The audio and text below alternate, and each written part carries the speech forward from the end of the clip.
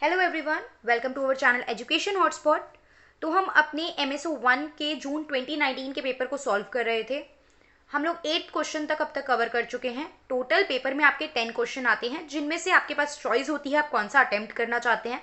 But मैं यहाँ पे आपको पूरे के पूरे क्वेश्चन डिस्कस करा रही हूँ, बिकॉज एग्जाम में आपको नहीं पता कौन सा क्वेश्चन क्या आ जाए, और जब सारे क्वेश्चन करोगे तो एक दो पेपर करने में भी डेफिनेटली आप 20-30 टॉपिक भी अगर करके जा रहे हो एग्जाम में, तो it will be really helpful for you. And trust me, prepare नहीं, बहुत से बच्चे कह रहे हैं प्रिपेयर नहीं करा है, पेपर दें या ना दें।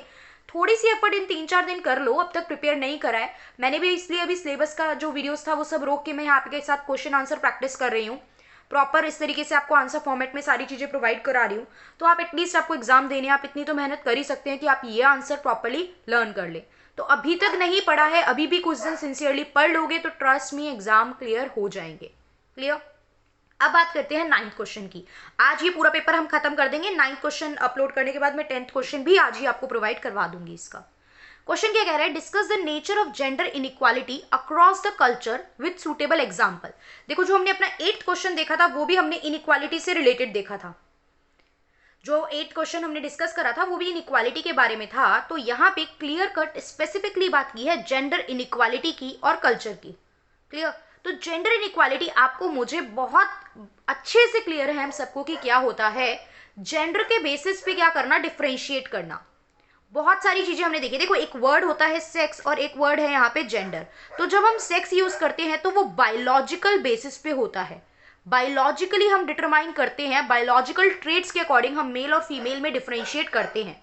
वही जेंडर जो चीज होती है यहाँ पे हम कहते हैं कि यहाँ पे कल्चरल ट्रांसमिशन होता है, और मतलब जो मैन और वुमेन में डिफरेंस है उस चीज का। अब देखिए, बचपन से आप लोग बहुत सारी चीजें सुनते हुए आए हैं, जिसको आप स्टीरियोटाइप भी कह सकते हो।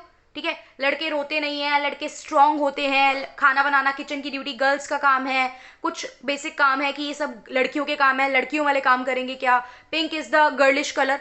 ये सब कुछ चीजें, मतलब जो आप रोल डिफाइन कर देते हो। जेंडर की अगर मैं बात करूं तो बेसिकली अगर हम देखें तो यहाँ पे रोल डिफाइनिंग वर्ड में यूज करूं तो वो गलत नहीं होगा। जेंडर में मैं ये नहीं बताती कि ह्यूमन बीइंग कौन है, बल्कि मैं उसको उसके काम से, फंक्शन से, रोल से क्या करती हूँ, डिफाइन करती हूँ। क्लियर। तो अब WHO के अकॉर्डिंग, WHO ने जेंडर के लिए क्या चीज यूज करी है, the World Health Organization uses gender to refer to the socially constructed role. मतलब जो सोसाइटी ने रोल्स बनाए हैं आपके लिए, behaviours, activities and attribute that a given society considered appropriate for man and women. जो सोसाइटी एप्रोप्रिएट मांग रही है। अभी देखो, कोई लड़की स्कूटी चलाती नहीं कर रही है, ठीक है, हमने एक्सेप्ट करा स्कूटी चलाने इज ओके, बट कोई लड़की बाइक चलाती हुई अगर हमें दिख जाए, ठीक है, तो नजर जो है वो एक बार को हम वहां पे प्रॉपर्ली देखने लगते हैं, क्योंकि हमने माइंड में क्या सेट कर रखा है कि बाइक चलाना इज क्या है, लड़कों वाला काम है। आजकल ठीक है, मॉडर्नाइजेशन और ज्यादा आ रही है, चीजें इंप्रूव हो रही हैं, लोग इस बारे में बात कर रहे हैं, तो थोड़ा कॉमन हो गई है स्टिल चीजें, बट फिर भी उतना कॉमन ये सब चीजें नहीं है। समझ में आया। तो वो रोल्स, वो चीजें, वो एक्टिविटी, वो बिहेवियर, वो पर्टिकुलरली फंक्शन जो सोसाइटी ने सेट कर दिए, दिस पर्टिकुलर थिंग्स, ये सब जो चीजें हैं ये एक मैन कर सकता है, और ये जो चीजें हैं वो वुमेन करती है। वहीं अगर कोई इस पर्टिकुलर पाथ को ब्रेक करने की कोशिश करता है ना, तो कंसीडर किया जाता है कि दैट पर्सन इज अबनॉर्मल। मतलब थोड़ा सा उसको हम विचित्र तरीके से देखते हैं और या विचित्र कंसीडर करते हैं। अब यहाँ पे बात करते हैं जेंडर इनइक्वालिटी क्या है। Gender inequality is the social process by which men and women are not treated as equal.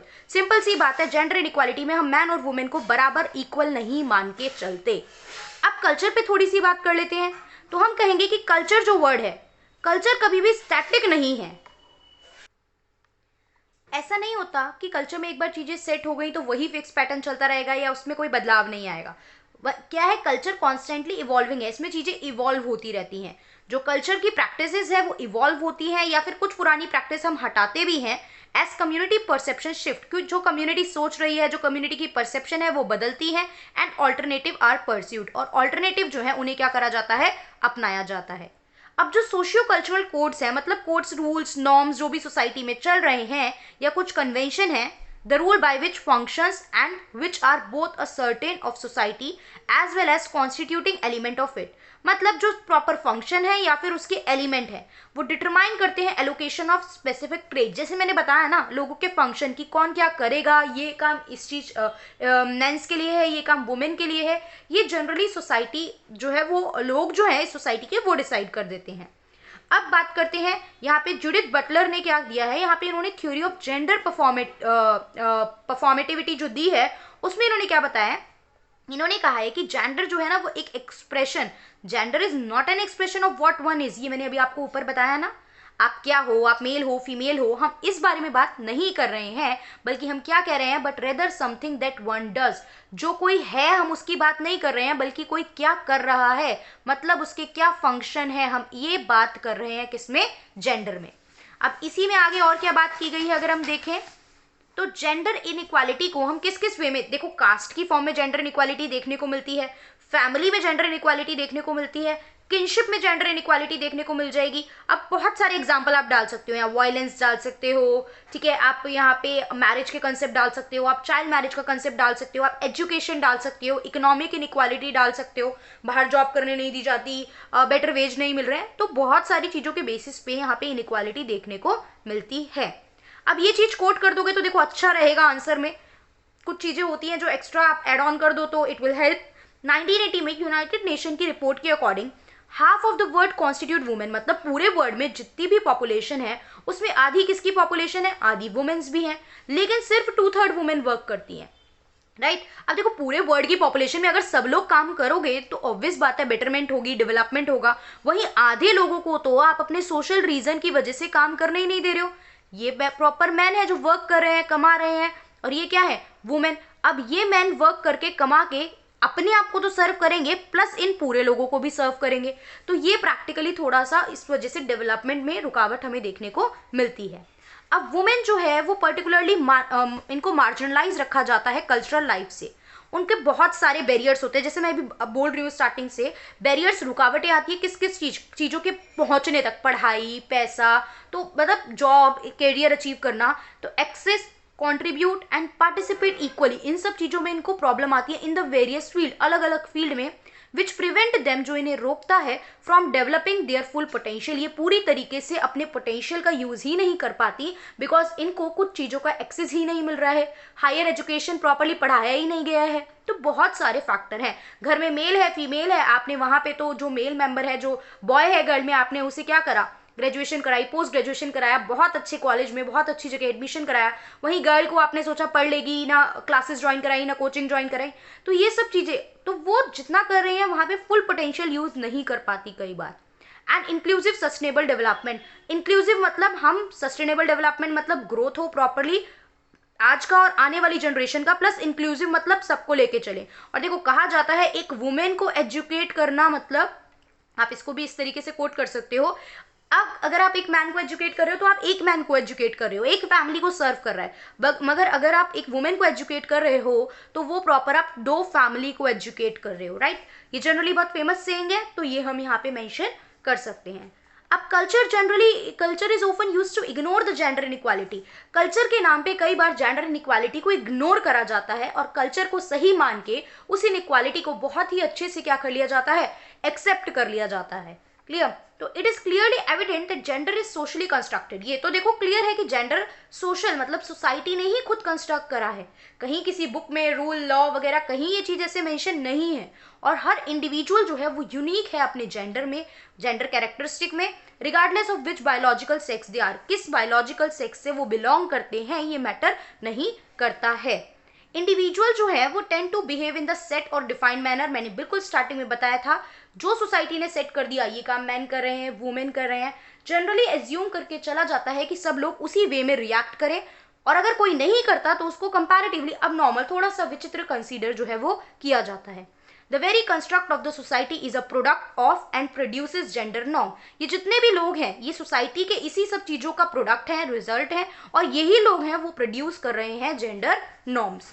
Clear, इसमें अगर हम आगे देखें, अब जो वर्ड है वो कभी भी इगैलिटेरियन नहीं बन पाएगा, इगैलिटेरियन मतलब एक ideal world, where there are assigned, जब तक हम इस प्रॉपरली असाइंड जेंडर देखते रहेंगे, and individual are not given right to express any gender characteristic they desire, जब तक उन्हें एक्सप्रेस करने को नहीं मिलेगा अपने हिसाब से चीजें जिस तरीके से वो चाह रहे हैं। अब यहाँ पे इस कंसेप्ट को लेके हमारे पास दो अप्रोच है, ये जो डिस्क्रिमिनेशन और ये सब चीजें देख रहे हो, दो अप्रोच हैं। फर्स्ट अप्रोच है सोशोलॉजिकल अप्रोच। देखो सोशोलॉजिकल अप्रोच में क्या होता है कि सोशल बेसिस पे यहाँ डिस्क्रिमिनेशन हम देख रहे हैं, जिसमें एक एग्जांपल यहाँ पे मैं आपको समझा रही हूँ, इतना ही लिखा है, आप चाहो तो एग्जाम में और डिटेल में इसको अपनी तरफ से एक्सप्लेन कर देना।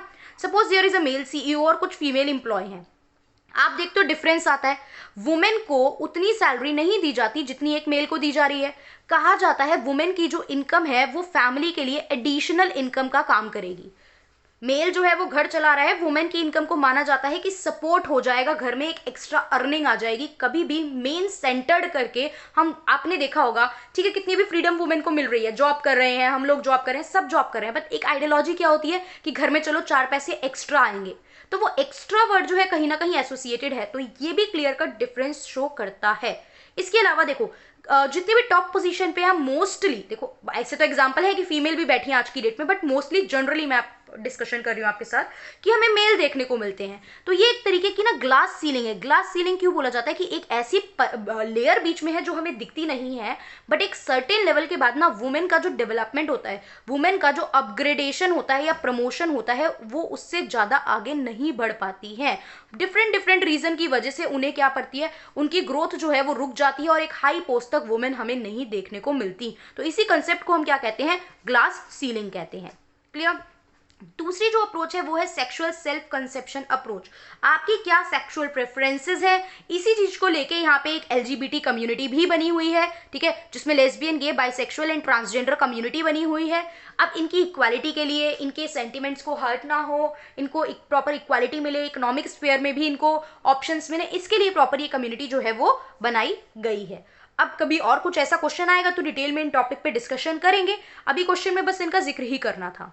अब द डीप, देखो इम्पैक्ट बहुत सारे पड़ते हैं, अब इम्पैक्ट का क्वेश्चन था ही नहीं इसलिए मैंने इम्पैक्ट मेंशन नहीं करे हैं, बट आपको पता है जेंडर इनइक्वालिटी के बहुत सारे इम्पैक्ट हैं। क्या क्या इम्पैक्ट अगर मैं आपसे बात करूं, इम्पैक्ट क्या है, इकोनॉमिकली इनइक्वालिटी तो देखने को मिल रही है, ठीक है, वायलेंस वुमेन के अगेंस्ट देखने को मिल रही है, अदर क्राइम्स वुमेन से रिगार्डिंग वो देखने को मिलते हैं इस वजह से, ठीक है, वुमेन डाउन ट्रोडन होगी तो लेस कॉन्ट्रीब्यूशन रहेगा, less contribution in the growth and development of the nation, ये प्रॉब्लम रहेगी। तो ऐसी बहुत सारे इंपैक्ट हैं जो जेंडर इनइक्वालिटी की वजह से हमें देखने को मिलते हैं, ठीक है, लेस एम्पावरमेंट रहेगी उनकी। तो इस सब को करेक्ट करने के लिए क्या करना चाहिए, इन सबको बढ़ावा देना चाहिए, एम्पावर करो, क्राइम ना हो, लॉज बनाओ, ये सब चीजें। तो यहाँ पे क्या एक लाइन हम मेंशन करेंगे, the deep structure of culture can be influenced through our own personal change. अगर आप और मैं खुद चेंज होंगे तभी चीजें आ पाएंगी। आप चुपचाप सह रहे हो, सब चुपचाप सह रहे हैं, कुछ गलत हो रहा है चुपचाप देख रहे हो, कोई आवाज नहीं उठा रहा, then change can not be possible. गलत के अगेंस्ट आवाज उठाओ, जो गलत चीजें हैं उनको बदला जाएगा, तभी चीजें पॉसिबल होंगी, ठीक है। तो that can allow us to speak out. जैसे यहाँ पे एक एग्जाम्पल था मी टू मूवमेंट, ये जस्ट एज एन एग्जाम्पल यहाँ पे यूज किया गया है। आपके पास कुछ और भी एग्जाम्पल हो तो आप वो भी यहाँ पे मेंशन कर सकते हो। क्लियर। तो हमने 9th क्वेश्चन डिटेल में डिस्कस कर लिया है। रिटर्न नोट्स टेलीग्राम चैनल पे अभी पोस्ट कर देती हूँ मैं, प्रीवियस 2 क्वेश्चन के भी रह गए हैं, वो भी मैं अभी जस्ट आफ्टर द वीडियो करती हूँ। एंड अभी आज ही हम लोग एक 10th क्वेश्चन जो लास्ट बचा है वो कंप्लीट करेंगे, देन जून 2019 का पेपर ओवर हो जाएगा। So that's all for today, thank you for watching the video.